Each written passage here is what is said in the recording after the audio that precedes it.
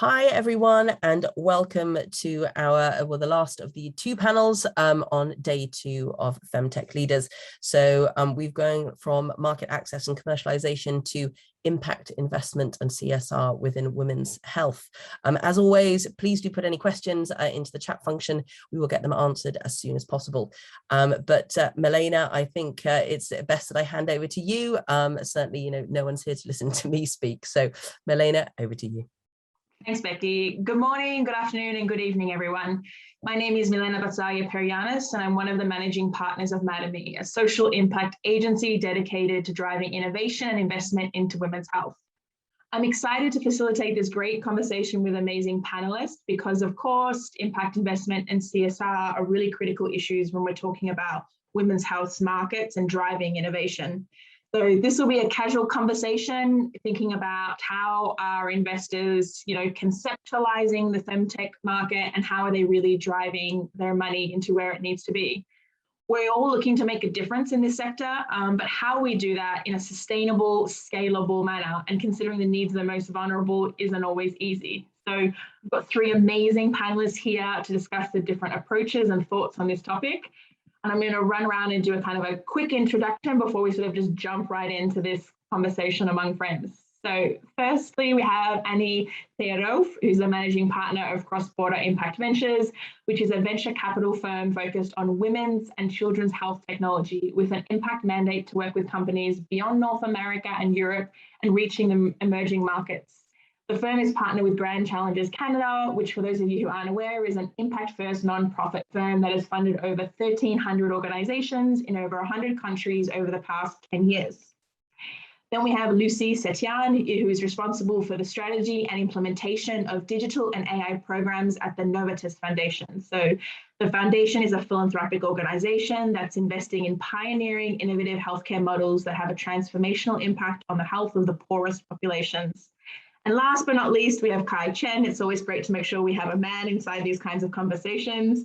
He's a Canadian venture capitalist investor and the co-founder of TrueNorth, which is an impact investment fund in Toronto. This is a new digital health and wellness fund focused on women's health, aging populations, and mental health verticals.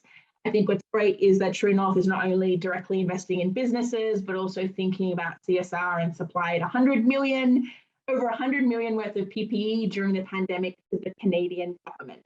So that's us all in a nutshell. I thought we could kind of dive right in. This is a conversation about impact investing and CSR, and these words mean different things to all of us. And so kind of to get the ball rolling, Annie, what does impact investing actually mean in the context of your work and your organization? Yeah, I tend to think of impact investing in a pretty traditional way, where I guess having spent the last 3 years within Grand Challenges Canada, which is an impact-first investment firm, really sharpened the way that I think about impact. And so I think if you can divide the world, there's capital that's, let's say, not allocated and not investing particularly for impact, and that would be, your traditional bond portfolio, your equity portfolio that everybody has in their retirement funds. And then when you move into areas of impact, there's, I think, a few different ways to think about it. One is impactful investing. So meaning you're investing in investment opportunities that do good for the world, but not necessarily targeting or measuring your impact. And when I think of impact investing in the way that our fund does it, it's with that approach of having an impact target for each investment, measuring, monitoring, and reporting that to our investors as well. And in the context that we work in, we target market return as well. And that's really consistent with what, for those who are familiar with the Global Impact Investment Network, that would be how we would define that type of world. And then when we sort of keep going through the spectrum of what can be done, at the completely other end of the spectrum where Grand Challenges Canada operates, it's really an impact-first investment approach where return is not necessarily at the table. We're really looking if there's return to be earned, that others are earning it, but more from a sustainability of the innovation point of view as opposed to earning that return. And the performance of Gun Challenges Canada is really lives saved and lives improved. And so that's really how I think about the world. And what's kind of interesting in the world that I operate as an impact fund manager is in Europe, for example, we now have some very stringent regulatory frameworks that we have to comply with, which gives our investors the comfort that what we promise we will do, we will actually do, because we'll have some regulatory filings to provide to regulators in Luxembourg over the work that we do. And so that's how we think of it. And that's maybe a little more technical than you were looking for, but hopefully it's helpful to some of the audience. I mean, actually, I think you set us up really well, because thinking about that return spectrum is really critical around like what kind of investor falls on what side. Kai, I mean, I'd love to get your take, obviously, as an impact fund, you know, what does this mean to you? And I guess, where do you sit along this spectrum that Annie has described in terms of return first, impact first, and a little bit around kind of market returns? Yeah, so thanks for the question. We have to straddle right about the middle, because our investors care about impact, but there's if you think about the asset classes available to investors, you have, return-bearing funds on one end, perhaps investing in listed equities or something more exotic, and you have philanthropic organizations on the other end needing grants, right? There are actually quite a bit more, the capital markets of the world are about 90 trillion in a year. So there are quite a bit more investors who care about returns than there are investors who just give away money in terms of grants. Now, that's still a pretty big bucket, hundreds of billions, and it's very necessary. But to have the impact at scale, it's a very conscious choice to choose to target market or just below market returns by impact fund. Our target return is 16% annually, which is competitive. It's not, top quartile US tech VC, but it's competitive, particularly for a Canadian product. And that target return signals so much to the market of what kind of companies you're looking for, what kind of industries you might be interested in, what kind of verticals they might serve, right? If I need a 16% return, I need essentially a 4 times multiple of money. My fund typical horizon is 5 years. So my assessment question is very simple for my ventures. Can you double twice in 4 years or 5 years, correction? So, that eliminates already quite a few different types of companies. But for me, it's really important that my investors don't give up returns to do good. I think you can do well and you can do good together. I love that. And I guess, Lucy, I want to bring you in, obviously, because you sit right on the other sort of side of the spectrum on this. Yeah, well, Kai said it very well. There should be that golden middle in which you can do good and still have a very sustainable investment, right? Within the work of the Novartis Foundation, we don't do the classic investment from a VC perspective in that sense. We do work with different instruments such as grants. However, I want to pinpoint for us what the difference is when we speak about impact. We know, especially during COVID-19, we have seen the huge difference in terms of who receives care, how care is being received. And especially when you think of underprivileged populations, they're looking for solutions and they're looking for, I would say, access to care, access to health, which unfortunately it's not equitable today. So not everybody gets the same kind of innovations delivered to them in their house. So if you come to think of what is actually impact investment, for us, impact is essentially this measure of support that you're able to provide, lives saved, or even lives improved, because unfortunately not always you can save lives, not only from the perspective of the private sector, but through the perspective of the population health, from the public health sector perspective. So what we are looking at the time, most of the time, is supporting this kind of innovations, this kind of solutions, who are able to introduce innovative business models, which are sustainable and scalable, combining value delivered for the most underprivileged populations, but also for the privileged potential populations, because these kind of innovations, if they work in difficult circumstances, in markets in which normally is really, really hard to pay for something, thinking of a government that has a very, very limited resources and very limited budget to be paying for these kind of solutions and to provide this investor value that, of course, on the other side, shareholders are looking to get. you have to think of solutions and innovations that really have ultimately the way and potential to leapfrog from one geography to another and to be scalable across the board.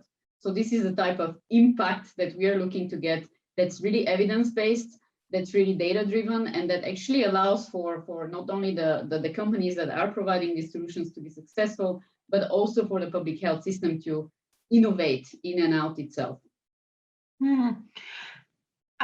I guess this question of impact is a really good place to start, right? Like you're all operating in different markets and across different verticals, and then you think about impact differently. So I want to ask that question around like what is the impact that we want to achieve? And I guess how do you actually measure that impact in terms of what a business can actually do compared to where it starts to intersect with public health systems or with sort of social activity as well? Yeah.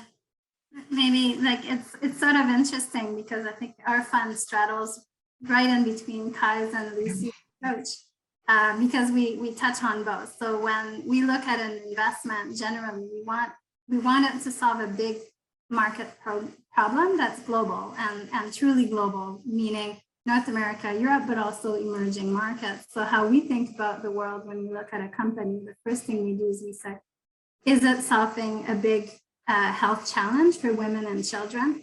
Is there an applicable scenario where health outcomes can be improved in our sort of traditional market? Because we think of that really to drive the return, generally speaking. So if we're looking at a cancer diagnostic platform, typically digital, if we look at things like that, are we solving an issue typically of cost and some access challenge in high income markets? Access challenges are obviously less pronounced, but they still exist. If you think of populations that are of different races, income level, or different age, and definitely gender also has an impact on access, and even in quote unquote rich countries. And then we overlay to that exactly what Lucy was talking about. Can we bring this solution in another market to create step change in that market? And examples we'd be looking at, again, on the cancer diagnostic side, being one example that interests us at this time. Really digitalizing pathology as one example is really the only way you'll ever serve the global south if you want to do it at scale, because we can't recreate the systems that we have in North America. They're bloated, they require lots of humans, transportation efficiently of samples at cold temperature and all the rest. It's mind-boggling if you try to replicate that, at 45 degrees Celsius in the middle of a country that's much more hot than where we live in Canada today. And so that's kind of how we think of the world, and what we do to achieve that impact is, as we work with groups like Lucy's group that are specialized and may have boots on the ground in local markets to scale up those technologies. And at the same time, in terms of reporting, what we do for high-income markets, it's really about access. It's really the numbers of people that use it, because life improved even is sometimes hard to measure, because for example, if you've saved money in the health system, and if you've made it just more efficient by a week to give a woman her cancer diagnostic or not, you've improved her life, but it's a little more difficult from a science basis to really count that, even though all of us, would very much rather know on the spot if we have a disease than to wait a number of weeks. It's just scientifically a little more debatable. When we're in low-income markets, it's actually much more easy to measure and report upon life improved and life saved. And that's kind of how we report. We report the user's access, life improved, and life saved as our key metrics. And then a number of other metrics like jobs created and all of these other, like capital mobilized for the innovation and things of that nature.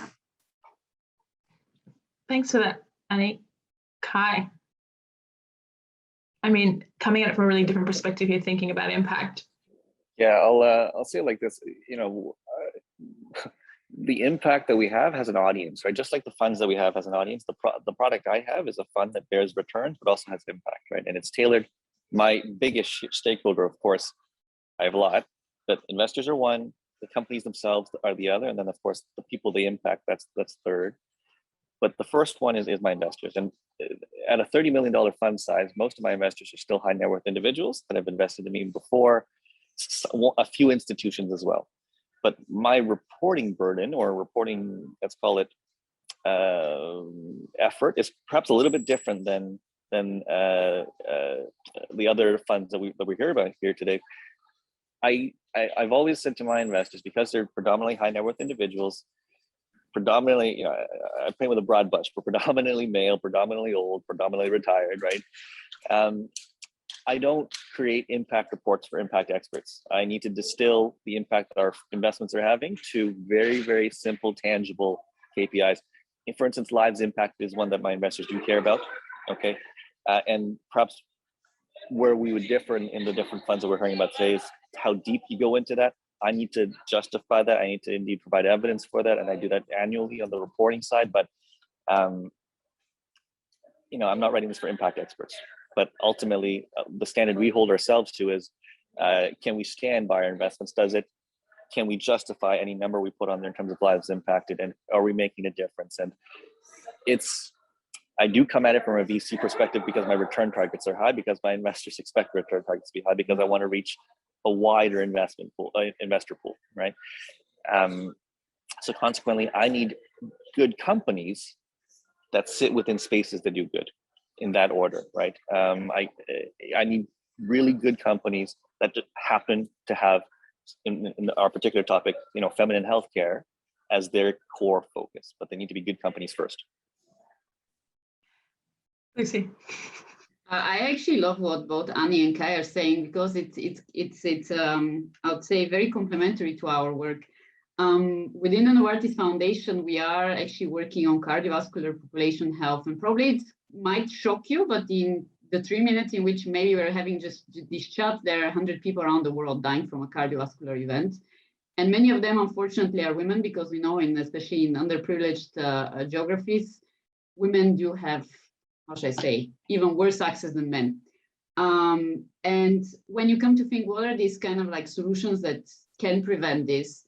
Actually, the simplest of solutions, and actually we looked at over 200 different startups, different companies in that space, in the cardiovascular space at the moment, which are those companies that are really groundbreakingly successful, even though it's really hard to actually get a product like this that is going to be on a medical device level. Some of those solutions are, how should I say, on the end user level, extremely simple.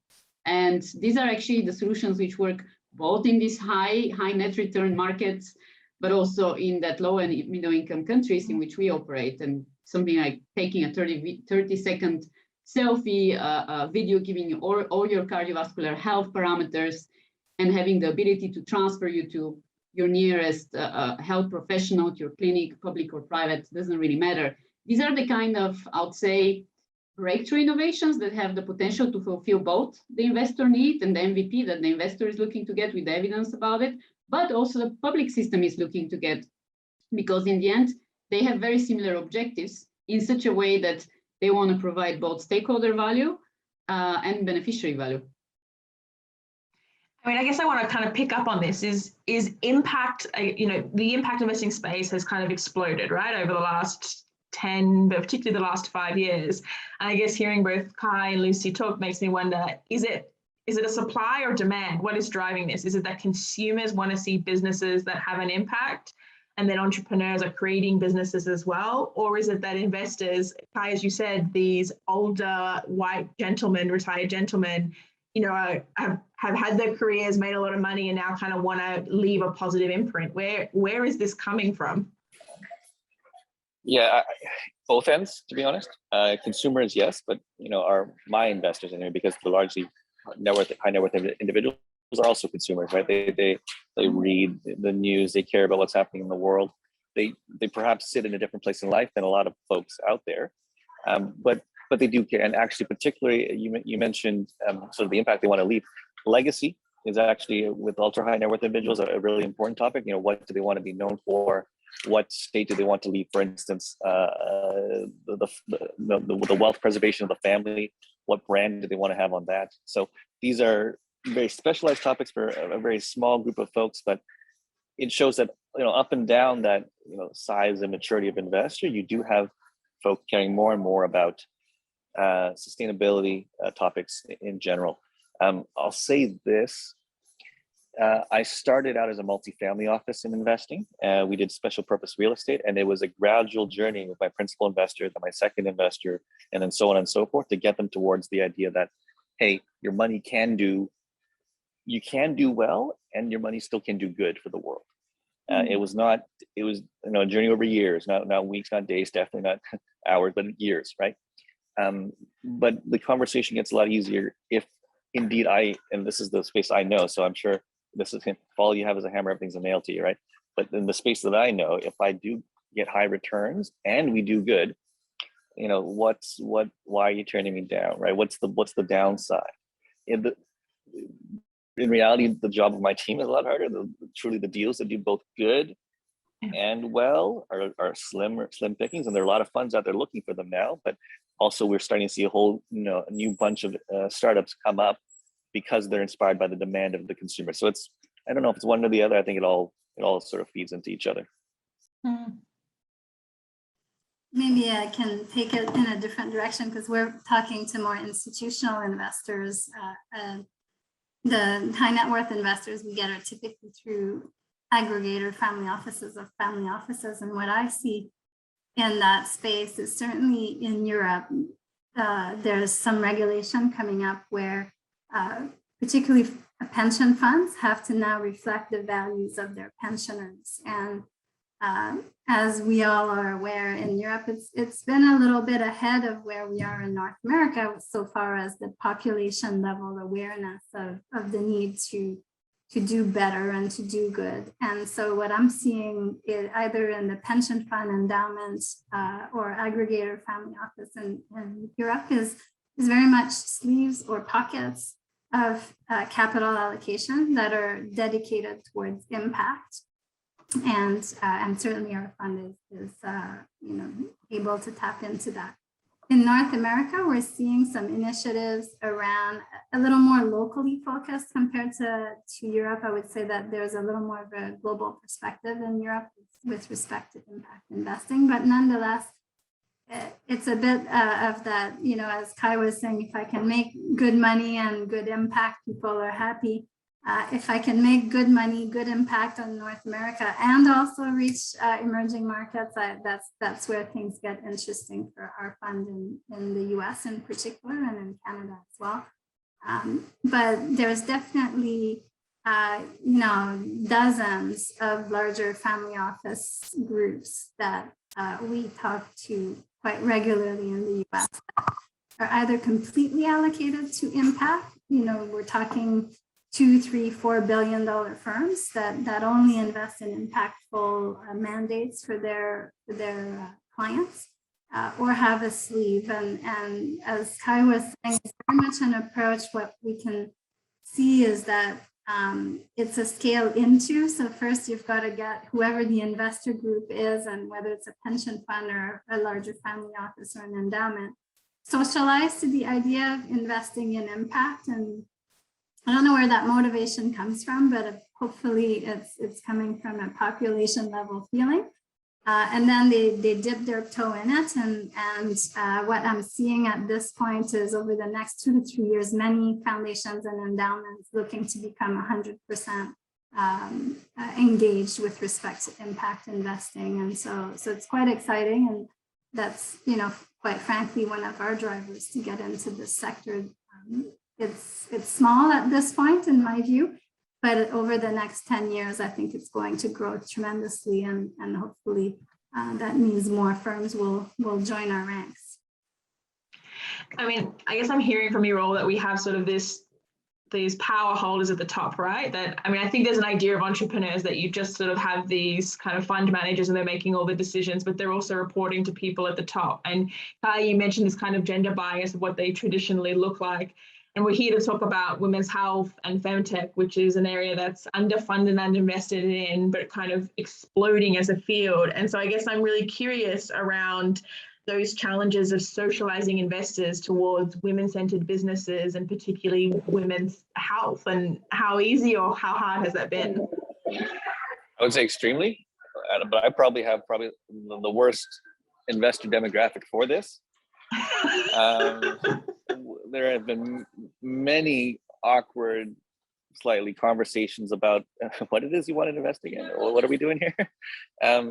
But my team is at on the fund side, largely women, young women who are really interested in topics such as this, and they see the deal economics of it as well, not just sort of the righteousness of it, so to speak, right? So I stand by my team, and of course I have to then convince my board and then my investors ultimately. But this is none of my investors. I should rephrase. My core investors are all friendly to me before. They've all trusted me through many years on other deals, and they've done well, frankly speaking. So I've had that relationship. But had I not had that relationship, if I were, and we just did our close before, and again, I come from a multifamily office background. TrueNorth's Digital Health and Wellness Fund, we used to manage about 80 million before, but that was in other vehicles. This is actually my first vehicle, my first fund, but I have previous experience. If you tried to go out to market as a first fund focused in just this demographic, and still recognizing that most high net worth individuals, private investors in the US and Canada are indeed, of one demographic, a certain demographic, right? It's a very tough conversation. So what works for us is it's one of three verticals I invest in. Okay, I have aging populations, mental health, and women's health. I have a very, very clear investment thesis on why I want to play here. That of course makes sense from a business perspective, as well as an impact perspective, right? It's clear because something like 4% of US VC partners are women. Is it a surprise that for the past 20, 30 years, this is a space that's been chronically underinvested in? I don't think so. But the flip side is also interesting, right? It's underinvested in, it's underexposed. It's the ventures are at a discount. They struggle to raise money compared to a more traditional like consumer tech, right? So if you can play in that space, and we spent an incredible amount of time working with, we had a research student from Columbia as well as Harvard, dig through and research with us, what are the white spaces in this industry, so that we ourselves were informed before we started deploying any money. And there's opportunities out there. I tell you this, and we are heavily going in this direction. But I'm really appreciative of my board and my investors who, over the years, we built this relationship. For intents and purposes, I had free reign over investment decisions, and that's perhaps a luxury that not everybody enjoys. But at my small size, anyway, 30 million, relatively speaking, it's something I can still manage. So a whole bunch of things needed to work right for us to really be able to participate in this space. And it's not easy. And for those ventures out there looking for money, I understand it's definitely not easy, because I'm getting so many emails and messages about, can we talk? But indeed, it's not easy, because the paradigm is still old male white, as it were, right? And entrepreneurs jump on someone who they don't have to convince that women's businesses matter and that there's a market here. I mean, that's the number one question I always hear from entrepreneurs is, I spend most of my time trying to convince people that there are enough consumers for a $3.5 billion market. And that seems crazy. So of course they're going for you, right? They're going for you if that those base building blocks have already been put in place. Yeah, and I'll just add another perspective point. Sorry to be a double tapping on this, but you have to remember how my business works, right? I'm a fund, a venture fund. I make money only when my ventures sell for more than I put in, right? So actually, my core KPI for market is, are there year over year more investment dollars coming in here? Because I don't want to have the same bear market in 5 years down the road that we see now. Of course, I'll never be able to find someone to buy our ventures for more, right? I'm making it very simplistic, and it sounds a little crass, but that is ultimately what it is. So it's not just are consumers more and more interested in, is the segment growing from a consumer market perspective, but are there also more and more investment dollars flowing in here? Otherwise, as a VC investor, I cannot comfortably invest and convince my investors that this is the way to go if we don't have an exit in the life of my fund is 5 to 7 years in that time frame. Lucy. No, it's interesting because it makes me think. I mean, you were asking earlier, where is it on the supply or the demand, and this leads me back to this. Well, during COVID-19, everybody had the same problem, right? I mean, if there is no vaccine, there is no vaccine, right? Even if you have more money, if you have less money, then you still have the same problem on both sides of the chain. And today, what we are seeing, I don't know if you know this, but around the world, unfortunately, there is a shortage of something like 18 million health professionals. And so what happens is, if you come to think, 70% of the frontline workers now during this crisis were women. But not a lot of people are thinking about that. And it ends up that there is a huge problem. Women are solving it. But then why aren't we investing in businesses by women and for women? And especially a lot of these health professionals in nursing or midwifery, any sort of frontline job in the health sector, there's some kind of lack of support for them. And I think this is a huge, huge problem, which we are trying again, time and again to solve. For example, last year we were working with an organization called Women in Global Health to set up a challenge for health tech entrepreneurs, women entrepreneurs from low and middle income countries, because basically they don't get the support, which unfortunately not everybody lives in Silicon Valley. So not everybody gets access to these wonderful gentlemen that are there. So if you find yourself in a country where you don't get the support, even if you have the brightest of ideas, and the problem is in front of you, because these frontline workers are even less in low and middle income countries, then there is a huge problem. There are people who know how to solve it, because also they're part of these families who are on the front line, but you don't get the support. So this is the type of problems we are trying to solve. And this is the type of, let's call it, investments we are willing to make.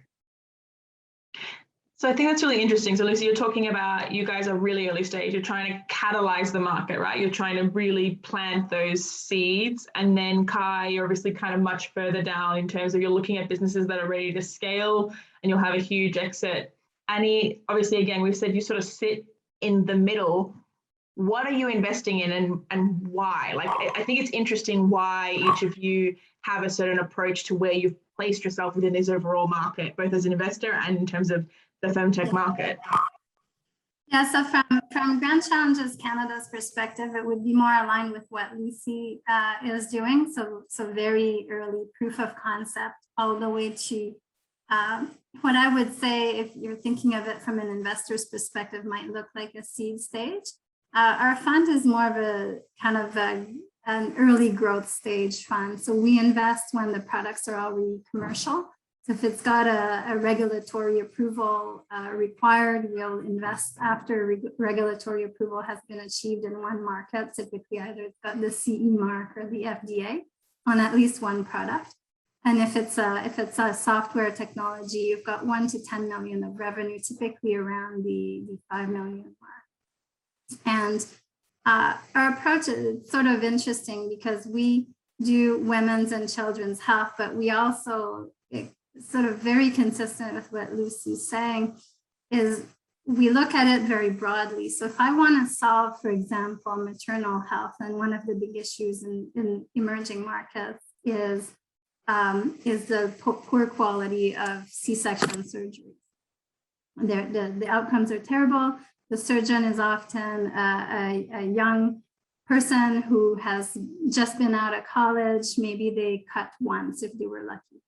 And so we were looking at a technology company that's an overall safe surgery tech that allows a doctor at a distance to be the assistant surgeon. So think about someone who is, at the Mayo Clinic, one of the best surgeons, and they're, together training another surgeon that might be based in Australia on a complex surgery. Similarly, we could have the teaching hospital in Nairobi assisting the surgery being performed in a remote region. And it's quite interesting because some of the time we get asked, well, how is that women's health? Because the majority of what the company does is medical device sales. So they allow a medical device company to not have a sales rep in the surgical room to teach surgeons in high-income markets how to use these new medical devices, in addition to the teaching and all of that. And the way we always answer that is if you have, if I'm a VC, I'm looking for VC return.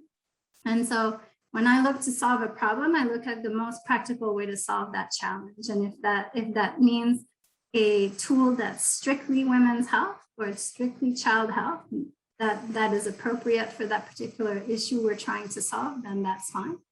But generally speaking, it will be a broader tech platform where we can apply our gender lens, where we can apply and leverage our networks to solve that particular issue that we're trying to solve in an emerging market context. And we think that's the best way to achieve impact, because if we can demonstrate as a firm that high returns can be generated, competitive returns for the VC space, while also achieving these deep, meaningful impact goals in emerging markets, then we think that's a win, and that will allow us to raise future funds and continue to do that impact. But it's really, you know, for us, it's really quite critical to be pragmatic in what we pick as investments, but also pick them at the commercial stage, because otherwise we wouldn't achieve impact fast enough. And also we're not seeking to compete with the local efforts. We're aiming to sort of combine with them.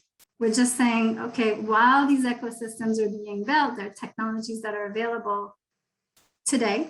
Why not use those tools and scale them up? And often what we find that really works for us, particularly in emerging markets context, is to partner with some of the groups that GCC funds for other things, because we can leverage their expertise. They're there, they're on the ground. They know if they need a tool or not. And so we tend to partner with them. But in our high income country market strategy, it may look a little different because the situations are different. And we're very much not opposed to our companies doing just normal business things in other contexts, because we're looking at the end of the day to make a return. And the return is not optional for us as a fund manager, even if we achieve impact, so to speak. We've got less than 10 minutes left, and so I want to pick on a thread, Annie, that kind of came out of what you just said, which is, you know, you had this investment and you got asked, is this really a women's health investment? And so, you know, this conference is all about femtech, this sector that's kind of emerging and kind of exploding in many ways. But there are a lot of questions that we hear around, like, does this really need to be a standalone sector, right? Can this stand on its own 2 feet? Should it be integrated into digital health or health more broadly? And so I kind of thought it'd be interesting maybe we end a little bit on that discussion around, like, what do you see the value of the role of femtech? Where is it that you as investors identify with this hat? Or where do you think maybe this idea of femtech is maybe holding us back and holding us within a women's space and not just being able to kind of compete with other sort of thematics or verticals? Just an easy lowball question for you. Maybe I'll just take it very quickly since I prompted it. But the way that I think of it is it's an and. I think that there's a lot of value for women focused, like, for example, a menopause platform. You know, I'm in my mid 40s, so I'm looking at, you know, right down the barrel of that gun that's coming. I don't think that necessarily belongs into anything separate, and I think there is a place for these platforms or breastfeeding platforms. But if there's a way, you know, when it makes sense to incorporate men, I think it makes sense. But I don't see it as a contradiction to have both a separate women's health femtech field and to integrate women's health solutions into broader platforms. And from a firm's point of view, we look at both. I do love the idea of women's health centric sectors, because there are certain topics that certainly are very differentiated. And if we don't put a spotlight on those issues, they get kind of watered down. And so perhaps that's unsatisfactory, but certainly, you know, I love being in these circles that are focused on women's health. I'm gonna add to that. So if, for me, if the end consumer is different, if the consumer market of the vertical has unique characteristics, then for us to be better investors, it pays for us to understand this better as a separate vertical, right? You know, we have to see value where others have passed over it. And so if there are distinct market characteristics, yes, I will treat it as its own vertical. The second part of your question, I want to pick up more on, though, which was, you know, what is holding back, you know, femtech investments? What is holding back if this and that? I think one thing is, there's no discount for being in femtech, even if you're speaking to a femtech investor that is more specialized, that understands the sector. Right? Additionally, it might be even harder. Your bar might be even higher because you're speaking to, if you're talking to a special investor, to someone who truly understands the space. What I want to say is the performance requirement, the hurdle for how good you are as a company, as a venture, how commercial you are, how do you pitch, the requirements are just as stringent as any other sector and just in any other vertical. The only difference is you have a very specialized topic, right? And so you hope that you can speak with an investor that understands that topic as well. But there is no, the investor, the disciplined investor will not give you a discount because you come from a certain sector. And I don't think it's a fair expectation to walk in with to expect anything like that, right? So you have to be good companies and good people and good entrepreneurs first and foremost, regardless of topic, regardless of gender. This is the field. Now, that's not to say I think there's a whole way to grow towards perhaps encouraging, more ventures in the segment, more entrepreneurship, women-led entrepreneurs. I think there's a great room to grow there, but your ventures can't be judged by any other bar but the bar of the market, right? The bar of the same investor bar, because ultimately, if you receive a discount, that the fund will be less competitive because the fund could have gone to other products, right? Other options. So I'm not sure if I'm being clear there. There needs to be a lot more support in this space, but then the requirements, the bar, I think, are still the same. So I think simple things like understanding how my business works, right? I'm looking for, again, I need a 4x multiple in 5 years. So you need to double in value twice in the next 5 years. Do you have a new product launch? Do you have IP that's about to be realized, commercialized? Do you have a new market launch that you want to do in the next 5 years? You probably need to do at least 2 of those things in the next 5 years to hit my return expectations, right? And that's that's the space I live in. So it'll help, I think, as the space matures. I think everyone gets a little bit more sophisticated, a little bit sharper. But my 2 cents there. Yeah. I hope you don't mind me being provocative, but I'll give you a cheeky response on this.